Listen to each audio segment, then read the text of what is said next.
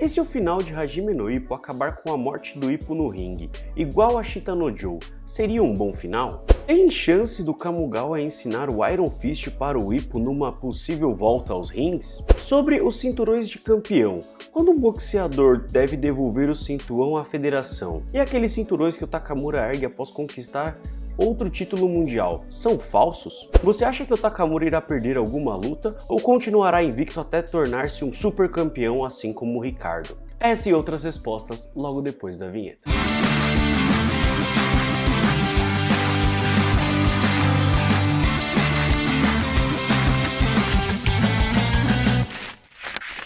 Fala galera, vocês estão bonzinhos? Vinícius Silva aqui de volta com mais um vídeo de perguntas e respostas que vocês mandaram lá no post aqui na nossa aba de comunidade. Lembrando que se você fez uma pergunta e ela não foi respondida, pode ser que eu já tenha feito ela em um outro vídeo e você pode conferir aqui nessa playlist que eu vou deixar aqui no card, beleza? E se surgirem mais dúvidas com as perguntas que serão respondidas nesse vídeo, deixa aí seu comentário para que a gente deixe tudo o mais esclarecido possível, beleza?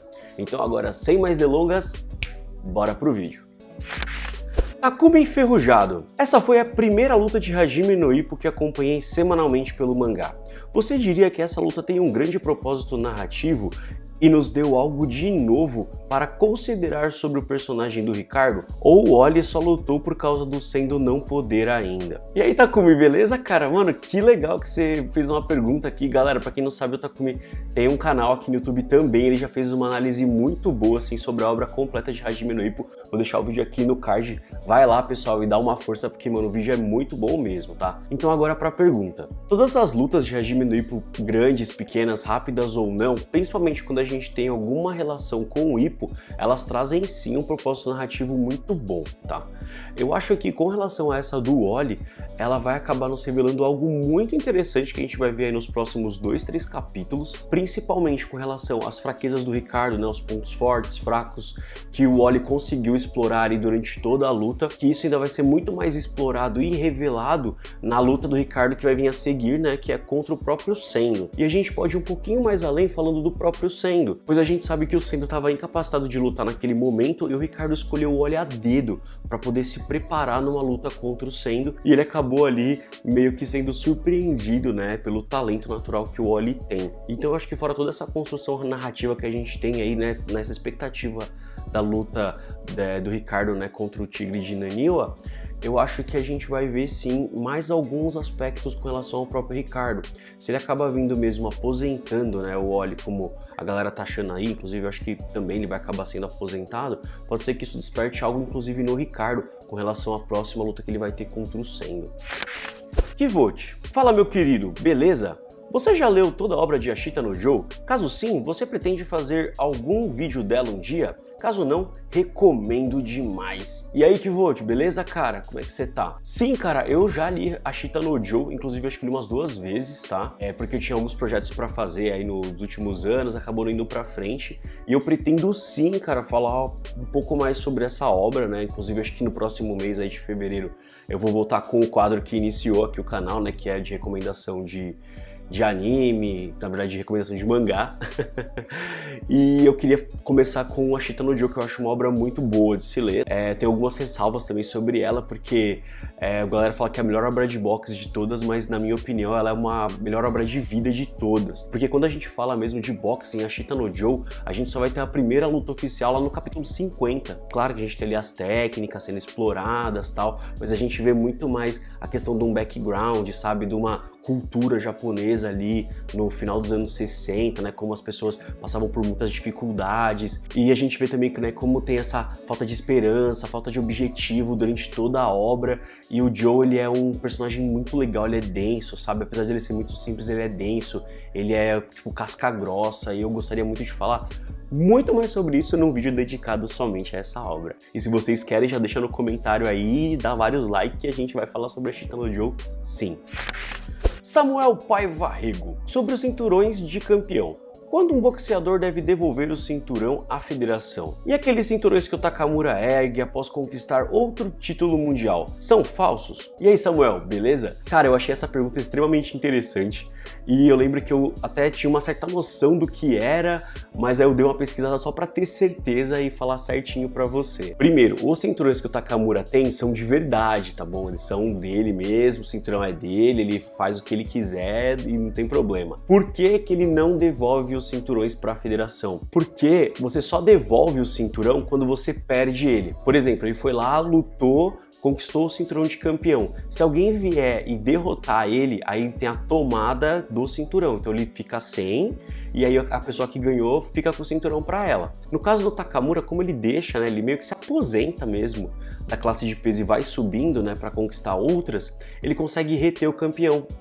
Desculpa, ele consegue reter o cinturão, porque quando ele sai da posição de campeão, não quer dizer que ele perdeu, ele só deixou o posto vago, que normalmente é preenchido com o primeiro e o segundo ali colocado no ranking mundial, ou em alguns casos a própria federação decide quem é que tem mais potencial ali, fazer um pequeno campeonato para decidir quem vai se tornar o próprio campeão, né? Quer dizer, o próximo campeão. E é por isso que o Takamura, assim como diversos outros lutadores, a gente vê que eles têm vários cinturões, assim, às vezes 2, 3 da mesma federação.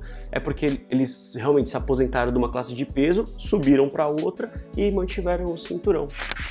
João Pedro Dias, você acha que o Takamura irá perder alguma luta ou continuará invicto até tornar-se um super campeão assim como o Ricardo? Aproveitando, vamos responder aqui a do Fábio também, que ele diz o seguinte: você acha que vai existir alguém capaz de derrotar o Takamura em algum momento do mangá? João, Fábio, salve pra vocês, meus caros. Com relação ao Takamura, eu acho que ele vai continuar agora, né, nesse momento invicto, até chegar no peso pesado ou no peso cruzador. A gente teve ali um vislumbre do Takamura com 95% do seu poder ali, se sentindo extremamente bom, né, forte, ágil, na luta contra o Keith Dragon. Então acho que ele vai ter um período de adaptação ali do seu próprio peso, de ficar mais à vontade, e eu acho que isso que vai acabar arruinando, né, o próprio Takamura. Quando chegar na luta de peso pesado, acho que ele vai ter uma certa confiança ali e pode ser que ele acabe perdendo essa luta. E aí eu acho que nesse momento, né, que é o que eu espero que aconteça, é que o Takamura vai se juntar com o Ippo, né, como o Ippo treinando ele,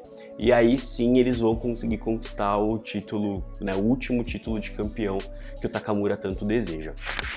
Diogo Rafael, tem chance do Kamugawa ensinar o Iron Fist para o Ippo numa possível volta aos rings? E aí, Diogo, um abraço pra você, cara. Não, o Kamugawa não vai ensinar o Iron Fist pro Ippo, e eu acho que em hipótese alguma isso vai acontecer, pois apesar da técnica ser extremamente forte, sabe, é um soco muito doloso, para conseguir aquele nível de poder destrutivo no soco, o lutador, né, o boxeador no caso, ele deve sacrificar muito também. Vocês lembram que durante o flashback lá do Kamugawa, quando ele treinava para ter o Iron Fist, ele machucava muito as mãos mesmo, né, para fazer aquelas micro fissuras para o osso se fortalecer e tudo mais.